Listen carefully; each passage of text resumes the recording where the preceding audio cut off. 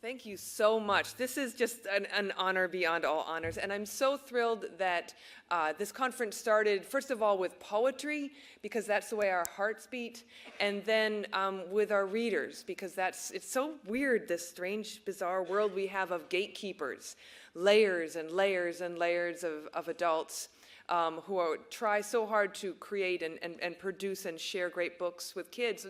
And this is the first, I think, librarians conference I've ever been at where kids kind of had the focus in the beginning, so good on you, Australia. Yes, go ahead, clap for yourselves, that's nice. You should love yourself. So thank you. My gosh, I've never been to this part of the world before. I've been here for a few weeks, a few conferences. This is the Librarian Focus Conference, and that's super nice. What I thought I would do would be, because I'm sure not many of you know who the heck I am. I'm the big American gal in the front of the room. I'm going to share with you a bit about the forces that shaped me as an adolescent and how that translates into my work. I've been writing and sharing my books with teenagers for about almost a whole generation now, and so have been at the kind of in the front lines to watch the teen fiction turn into young adult fiction, turn into this much larger category of fiction that I prefer to call now well-written literature. And I think that's why we're all reading it. So with that, let me see how many people I can piss off in the next 40 minutes. We'll just start with Mittens. Yeah. This is actually when everyone just got it. Thank you. Have more coffee, people. When I speak with schools, I always try to start with something a little bit funny, and that's super important because I'm one of those depression writing authors. It's when I often get the question, why haven't you written a dystopian novel? And I tell people every novel I've written has been a dystopian novel. Have you tried to be a teenager today? I think that the world of our kids is in itself a dystopia. And they're very wise. They turn to books, many of them, to try to figure it out. And that's why we're all here. Adolescence. Such grace, such beauty, such hope, such wonder. That's me in the middle. Shortly after I woke up one morning and found that breasts had been bolted to the front of my chest. And my mother handed me a bra, all the bras I had for a very long time, molded my young, tender breasts into giant pyramids with sharp, pointy bits at the end. This was to discourage boys from coming too close. It worked really well, I must say. Look at how happy my mother is. She's also wearing the same bra. That's not my father over there, that's a granduncle. My father's off drinking in this picture because he has a wife that won't let her near him. So I had a very happy childhood, a delightful, bumbling childhood. I had a hard time learning how to read. The only reason that I learned how to read was really patient teachers who took extra time with me, and no one ever foresaw that I would become an author. Not a single person. Adolescence is complicated under the best of circumstances. My circumstances in life were a bit more complicated than most, which is probably why I'm writing, because I can't afford therapy. This is what high school felt like to me. Every single freaking day. It's that strange, bizarre time of your life, and just every moment is different, and everything's just the volume. For those of you who are Spinal Tap fans, remember the living at volume 11? Adolescence is where you just tweak it. It's special. You go a little bit louder. Everything is so, so intense. And that's for kids who are doing things, who are gifted with the luxury of security, and whose families are doing okay. My family wasn't. Meet my dad. He was an awesome man. He passed away last year at age 86, and he had a long and very colorful life. He dropped out of high school because he wanted to be a soldier in World War II, and the war was winding down in 1945, and he didn't want to miss it. So he was a country boy. He had just turned 18 years old when he got to Dachau, and they had just opened it. So my dad was with the young men who had to bury the dead and try to care for the living, and it fractured him on the inside. He became a Christian minister because of what he saw in Germany. He had seen what hatred could do, and the only thing he could think to help counter that and to try to make sense of his life and what he had experienced was to try to live from a position of love. He was an extraordinarily gifted preacher. He was also an incredible drunk. My dad had PTSD, which we didn't talk about back then. And because when just as I was entering adolescence, my father was a minister on a big college campus in the United States as we were going through the spasms of the Vietnam War. So there's a lot of young people in the room, but in the United States, it's all these protests and they shut down college campuses. And my father was working, 80 hours a week with a lot of counseling of suicidal kids, and he just had a total breakdown. He lost his job, we lost our house, he lost his faith, and our family kind of, it was being cast out of Eden, frankly, for those of you who were brought up with that image set. And the man who I had loved and admired and cherished so much turned into this stranger who scared me a lot. It was a pretty desperate time for us. I was in different schools in 6th, 7th, 8th, 9th grades, and I was really confused because we didn't talk about it.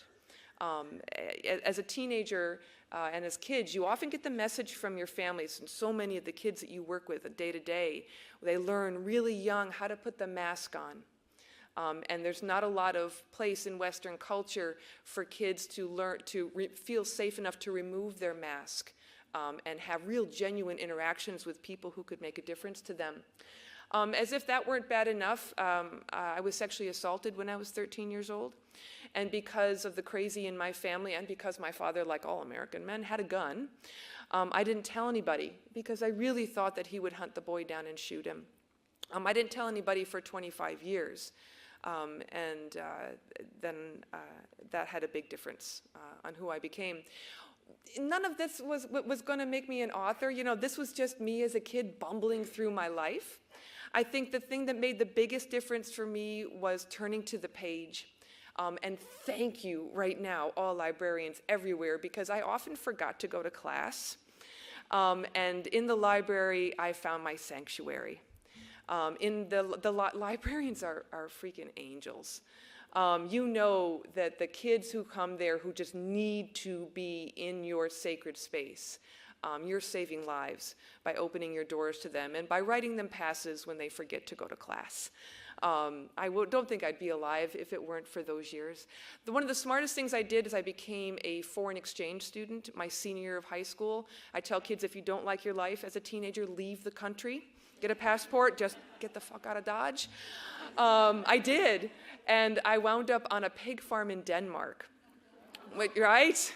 And you have to picture me, I was such an earnest young woman, I was very vegetarian and I wore socks and sandals. And I was all about saving the whales, I was saving everything. And then I moved to a pig farm. Pigs are nasty, disgusting creatures who deserve to be served with potatoes. I embraced my bacon-loving self. But the family that I lived with in Denmark was extraordinary. They were more sober than my dad. And so living and working on the farm, learning a different language, that kind of expanded my brain quite a bit. So that was a big part of how I got here.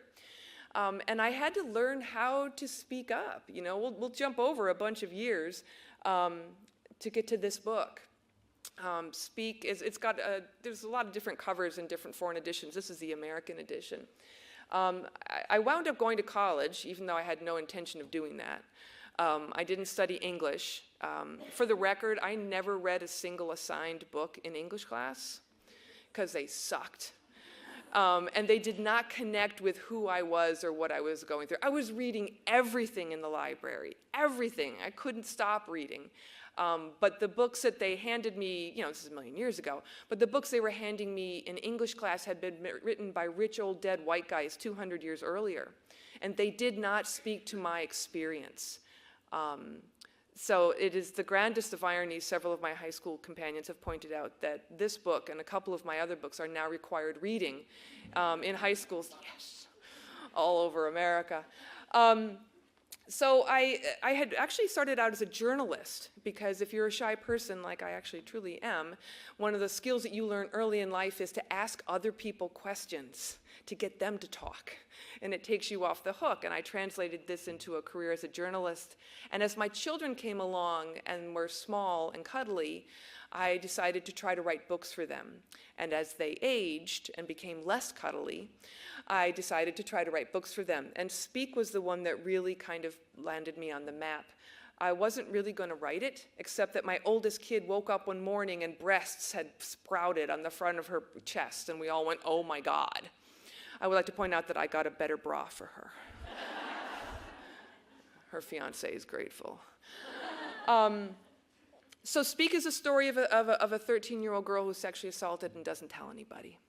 And it's actually a story about finding the courage to speak up when things go wrong, which is the journey that everybody has to try to walk down, and so many of us fail at it miserably. One of my theories about the popularity of YA literature among adults is that most adults who are struggling with some kind of sadness in their heart, it's so often easy to trace that sadness to something that went wrong when they were teenagers, right? Something happened, and they didn't have the tool set to speak up, they didn't have somebody to share their pain with, and then that gets compounded and compounded until you have 55-year-old sad alcoholics who watch too much television and who don't connect with their own teenagers in their homes, which is why when bad things happen, their kids don't feel like they can turn to them. Remember how I said this was going to be, I needed to have that happy slide on the front, right? Because this is like hard shit. This is actually a very funny book.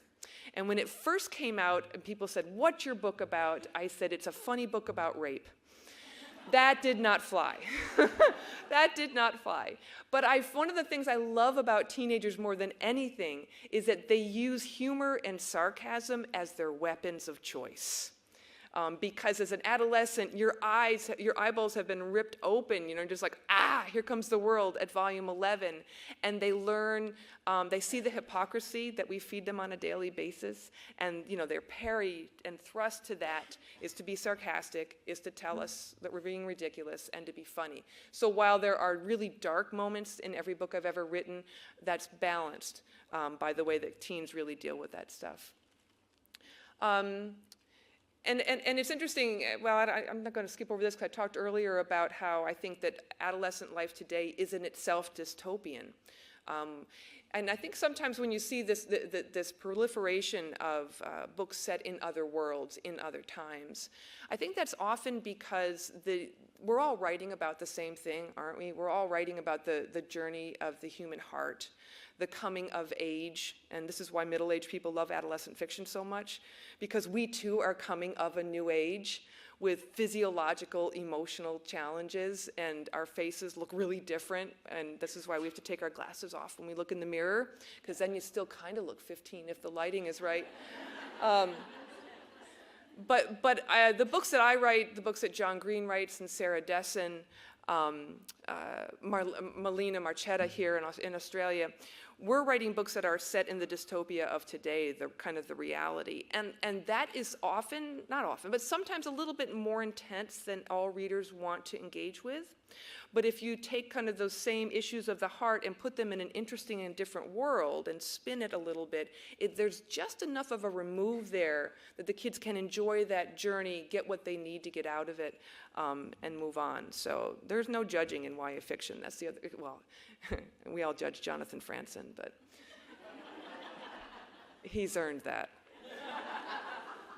So I actually write two kinds of books. I write books set in today's world for teenagers.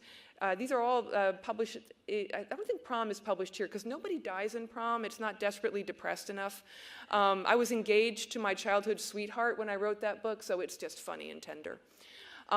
Catalyst looks at the pressures that high-achieving kids feel to be perfect, to do everything perfect, and what happens when that perfection doesn't succeed. And Twisted is actually the first book, YA fiction, I wrote from a guy's point of view.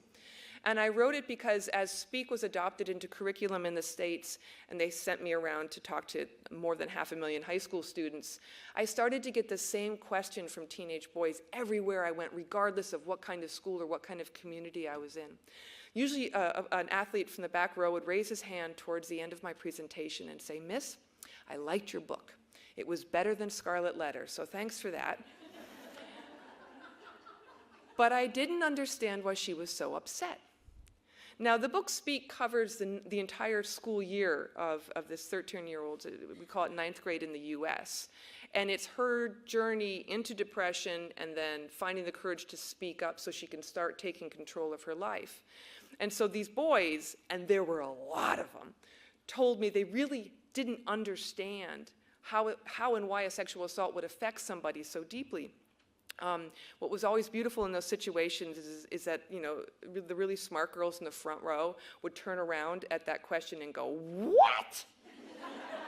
And you just knew this dude wasn't going to get laid for a long time. It was awesome. But I eventually heard it from so many guys in so many places, I realized that I didn't understand teenage boys. My son at that point was only 9, so I started to interview teenage boys to find out, you know, what was hard in their hearts, what was hard in their lives. And I heard the same 3 stories everywhere. Teenage boys were confused about teenage girls. That's a no-brainer. Teenage girls are confused about teenage girls. I was shocked at the amount of bullying I heard about. And I also interviewed adult men too, and that always came up. Boys who had been victims, boys who had been the bullies, boys who had been the bullies because they had been the victims before and they were tired of people beating on them. And a lot of bystanders who kept their mouth shut because they didn't want to become the center of attention. And often this was happening, you know, because like girls, boys develop at very different rates. So when school begins, all of a sudden one guy looks like the Hulk, you know, but there's still boys who haven't gone through any kind of puberty changes, so they look like young boys. And there's a real viciousness that can come into that. And it's something that's not spoken about. And the third thing that so many boys talked to me about was the deep, deep sadness that too many of them felt because they didn't have a father.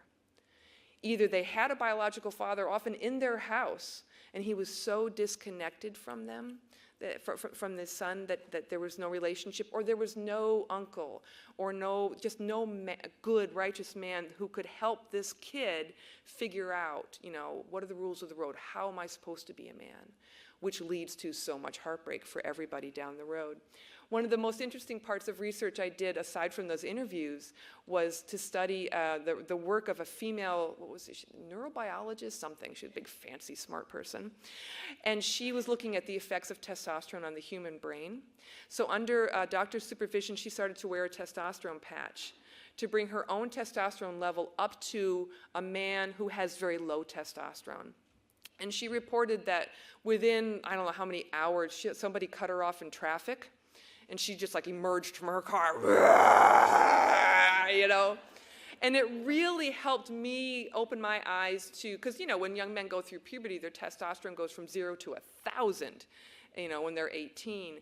And the fact that more of them aren't walking into the walls all the time in high school, and I finally understood why guys were suddenly always having to bend over at water fountains, you know, and just needing to adjust themselves, and all the challenges that I think that, at least in the United States, too often, you know, our boys just don't feel like they have permission from the culture to experience their full range of emotions. They're allowed to show anger, preferably on a sports field, you know, but they're not allowed to do that whole constellation of human emotions, which leads to a lot of heartache. I'm also a big history geek. The only class I paid attention to in school was American history. Fever 1793, dystopian, kind of. 6,000 dead people. It's actually an epidemic that really happened, in a yellow fever epidemic that happened in the United States when George Washington was president and Philadelphia was the capital of the United States. When I was researching that book, I came across a fact that changed my life as an American, which was that my hero, Ben Franklin, have you guys heard of him? Oh, I so would have dated him if he had gone to my high school. A smart bad boy, that is an irresistible combination for me. And I always just held him up as the guy. They didn't tell me when I was in 4th grade that the guy had been a slave owner almost his entire life. and he profited from slavery. Now, we like to, in the United States, white people are so good at like looking for that one crumb of self-justification. So what they teach kids is that, well, when he was the first president of one of an abolition society. And yes, that is true. He became the president of that Pennsylvania Abolition Society in his 80s. And he had very generously freed all of his slaves in his will, which would have been great if any of them had outlived him. And that understanding that Benjamin Franklin, and I actually went, because I was so crazy about this, I went and did primary source research because I didn't believe it. So I went to the archives in Philadelphia and found the primary sources, his letters, tax accounts that listed not only that he owned people, but their names. And those people became alive to me. And I realized I didn't understand my country's history. And as a white person, I really just felt that was my responsibility. So I've written the first 2 books in a trilogy that looks at the American Revolution through the eyes of Northern slaves. White people in the north of America like to get really snotty about this because they say, well, we won the Civil War, so we're good. I love America dearly. I'm a proud American, horrified at my country's legacy and my country's inability to deal with its shit. I think the greatest sin that we commit on a daily basis in America is racism. And we are a racist society because we don't understand our history. So if anybody ever wants to give me a crown, I think you should give me a crown with an elephant in the front of it, because I want to go down as being known as the queen of the elephant in the room. In the States, I can shut down an audience of white adults like that, talking about slavery. And you see, people go, can we talk about rape again? Because this is really uncomfortable. Yeah. I want to focus on the 2 books that my amazing publisher, you know how awesome Text is, right? Oh, yeah, give it up, give it up. I love those guys. So Text is this kick-ass Australian publisher. Winter Girls is the first book of mine that they published. It's about a girl with an eating disorder. This is a very kind of controversial cover. This cover would never fly in the States, but you guys are very cheeky. And it's a dramatic cover. And I made up a word for the cover. I kind of hinged this book on the myth of Persephone, because I saw people who are struggling with eating disorders as not being dead, but not being fully alive. They're kind of frozen in this hell. And it's a very intense book that looks at what it feels like to have an eating disorder. And I like to tell teen audiences that I would much rather have a child addicted to cocaine than have a kid who has an eating disorder. Because at least from the culture, you get some messages that drugs are bad, and yeah, it's probably not a good idea to be doing that. But if you lose weight in Western culture, everybody goes, oh my God, you look so good. And the media is so, not the media, but advertising is so set up to target our teens when they are at their most insecure and most vulnerable. Whenever you look at magazines or even websites now on blogs, you have this manipulated photo of somebody who looks like an alien, which targets how those kids are feeling bad about themselves, and then they're going to sell you a product that will allegedly make you feel better. Some of the best fan mail I have comes from kids who have read this book. Anorexia, by the way, is the most fatal mental illness out there. And I love this book because kids read it and then they go to their mom or their dad and they share it with them and they say, I need to see a doctor now. And that's pretty spectacular. Impossible Knife of Memory is the newest book that came out. It's the only book for the teens in the room that has a love story in it. I drew very heavily from my relationship with my father. And my dad I was taking care of him at the end of his life as I was working on this book. And thankfully, he lived a really long time. And he became more sober as he got older. My nephew came back from Iraq and Afghanistan a couple years ago, and watching him trying to reintegrate into civilian society made me think about this new generation of teens. And by the way, I apologize on behalf of my people, because America keeps on digging itself into these wars, and you guys keep helping bail us out, so thanks for that. But man, we're screwing it up. So this looks at what it feels like not only to have a parent who's a veteran, but to have a parent who's struggling. And what it feels like when your parent suddenly isn't being a parent anymore and you have to step up as a teen. And it was an interesting challenge in terms of the craft. for two reasons. One is the dad just looked like a jerk, right, because he was drunk all the time. So I wound up putting in very small sections that are told from the father's point of view, so the reader can develop some empathy in terms of understanding what's fueling his pain. And the other thing is, in literature, our characters are supposed to confront their problems, deal with them, and then grow from dealing with them. But when the problem is caused by another person, that doesn't work. So that's part of why I wound up putting in a romance in this book, because it kind of reflects that larger teen journey from family into, your heart family as you fall in love and you develop your friendships. Originally, the main character's love interest was 17. His name is Finn. He's adorable. But I found myself thinking bad thoughts, and so I had to make him 18 so I felt less like a pervert.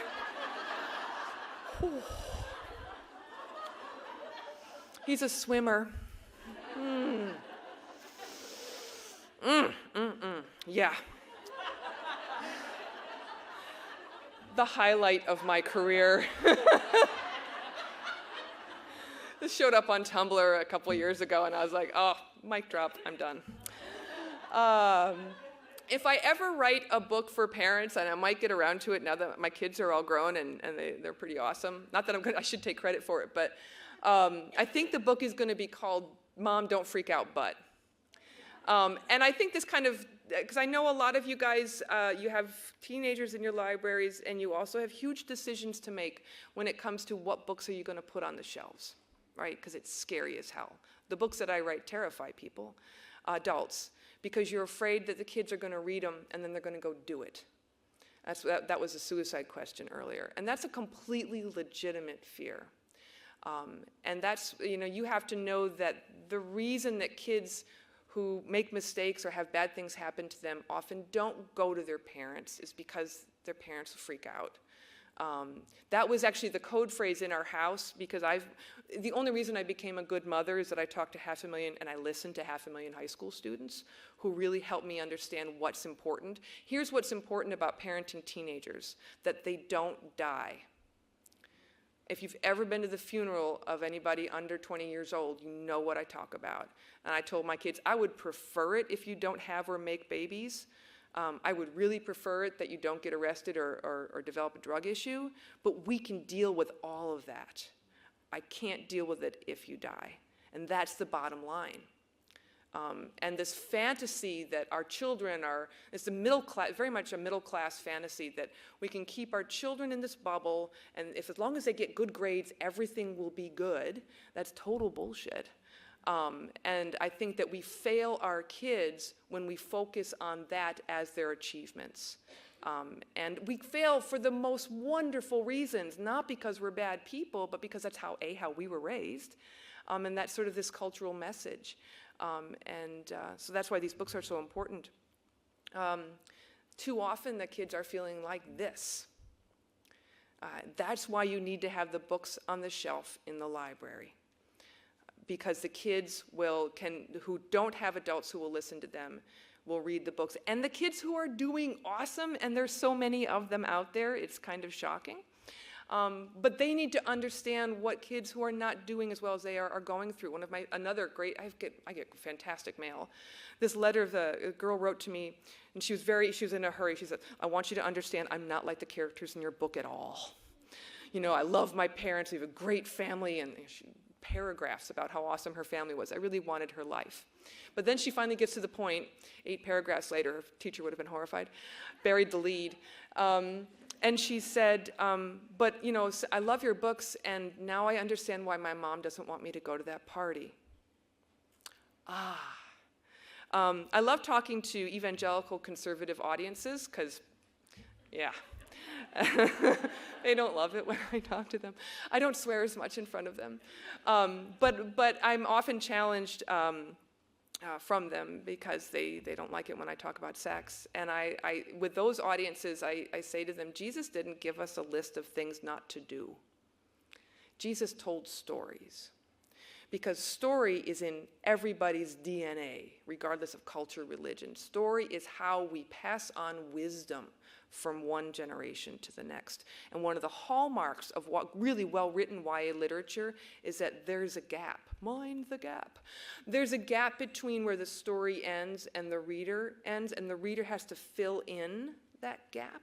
When the story is told from an intense point of view, the reader becomes so engaged in the text that they are living the life of the character, and most importantly, living the lessons that the character is figuring out. That's what YA literature is about. It's about figuring out stuff.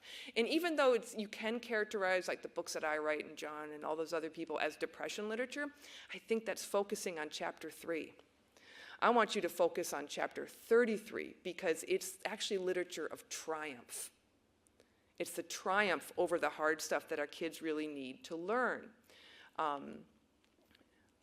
Let me just leave that up there for a second. This is just such a small smattering of the stuff that I get in email. I still get old-fashioned letters. You can private message people on Twitter, you private message people on Tumblr and on Goodreads and on this and on that and on that. And it's not just me, it's every YA author I've ever met in my life gets these letters. And it's always a surprise to them the first time they start showing up. Teenagers are so hungry for loving, trustworthy, non-manipulative adults to be present for them. And from my experience as a teenager, just having librarians who would look me in the eye, smile at me, and then remind me that the book was still overdue, in a loving way, holding me accountable, but just being a presence in the life. There was no way I was ever going to go to any of those people really and tell them. I think if we had stayed in one spot longer, I would have been able to develop better relationships with some of these adults, but because we kept moving, that was hard. But this is why some of this literature is so important. I had this great picture sent to me from a teacher on Twitter last year, 2 years ago, and she had taught speak in her class, and so she'd filled the whiteboard with all the tips that had come up out of the students in the discussion of the book, the image systems and symbolism, which, by the way, is a real thing. Imagine my shock when I found myself as a writer going, oh, symbolism, yeah. She wasn't lying to me, because I really thought the teachers had made that up to torture me. But in the corner of the board, she had written resilience literature. That's what I write. I write resilience literature because by experiencing story, good stories strengthen you, right? They teach you more about the world, things that maybe your parents can't or won't. They do it in a way that's so much better than even film. I love film, I love TV. But because of the act of processing text in your brain, you engage in literature in a different way than you engage in just visuals. I don't know if you guys know, what's his name? There's this author in the US. He used to write for kids. He's an older man now.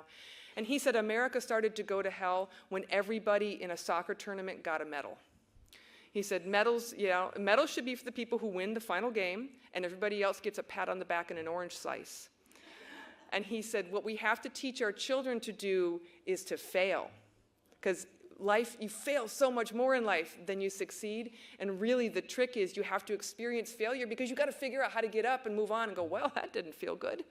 Or am I going to do this different? Or wow, you talk to your other friends. And that's another part of resilience is, hitting the ground, going through hard times, and then figuring out how to keep moving. You guys are much saner about this over here in the United States. We have crazy people. I've been harping on Texas a lot recently, but that's because I had to spend 3 weeks there a few months ago. I was like, oh man, y'all are nuts. It's interesting.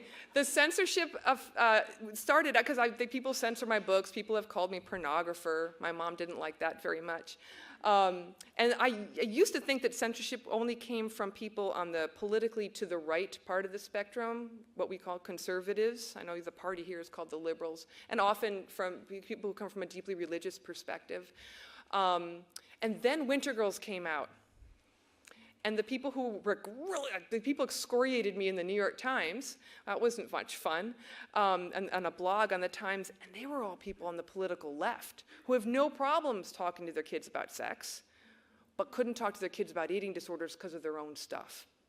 And I realized that censorship, when it comes from political organizations, I want to punch people because they're just trying to make political statements. But when it comes from parents, I have learned to have so much love and respect for those parents, because that censorship is actually coming from a place of profound love and fear for their kids.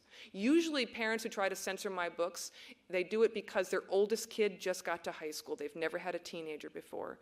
And their eyes just went, oh my God. And they don't know how to deal, you know? And so they can't get MTV taken off the air, right? They can't get Rihanna to put any clothes on. But they can go to a school board meeting and say, take that woman's books off the shelves. That is a little bit of control.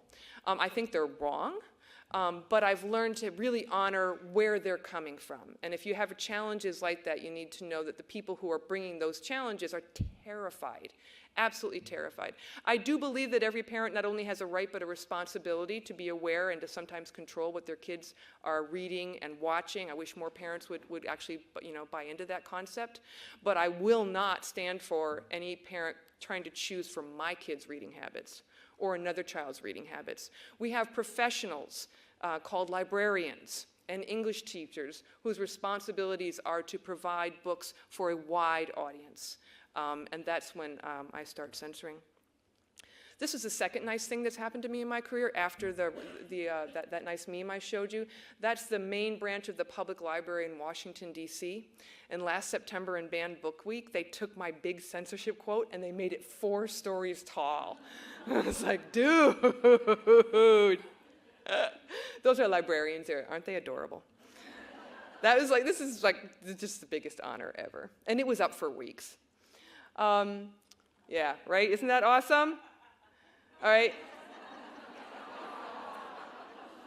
So that little goat, the kid, that's your teens. You're the big protective dog. Got that? Right. You're the big protective dog. That little innocent-looking goat is your massive, tattooed, gauged, pins through their faces. That's your teenagers. Whenever I see kids, by the way, who are really tatted up and have a lot of metal on their bodies, you know what I think of? Body armor. They are armored up because they're doing battle. And you know, I think it's slightly different when you're in your 20s and you choose piercings and things, but when I see 15-year-olds who've chosen that, yeah, they just need a big old hug and some cookies. Books are uniquely portable. Magic, you know that. You know that too. This is probably almost my last thing to say. Oh, I'm so good on time. I'm so proud of myself. This young woman gave me permission to share this picture with you.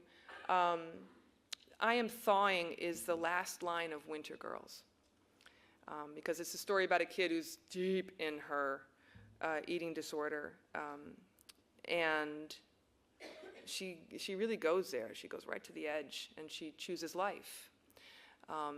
And this young girl has been struggling with eating disorders for quite a while and been in and out of inpatient. And the book, she's one of the kids who took the book to her mom. And she had her mother write out, "I am thawing."